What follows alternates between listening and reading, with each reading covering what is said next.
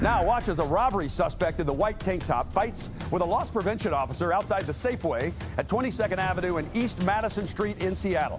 Detectives say it all started after store security saw this blonde-haired woman stealing goods and putting them into an empty baby stroller.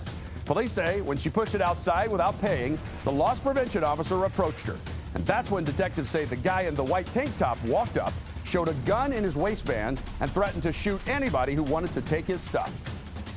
They get into a heated conversation, and the loss prevention officer said something to him which provoked him to take the gun out, put it in the baby stroller, and he approaches the loss prevention officer and immediately starts striking him in the head with his fist.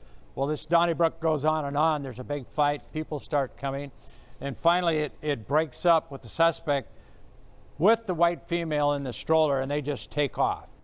Detectives say he returned to the store about 15 minutes later wearing a black hoodie and asked to speak with the loss prevention officer that he fought with, but the employee had already left the store.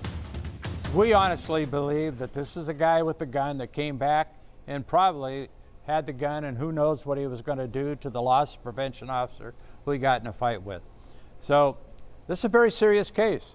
Detectives believe both of the suspects were acting in concert, with her stealing the items to put in the baby stroller and him outside waiting for her. So they're asking for your help to identify both of them. She's described as 5 feet 7 inches tall, with blonde hair, in her 20s to 30s, wearing black clothing.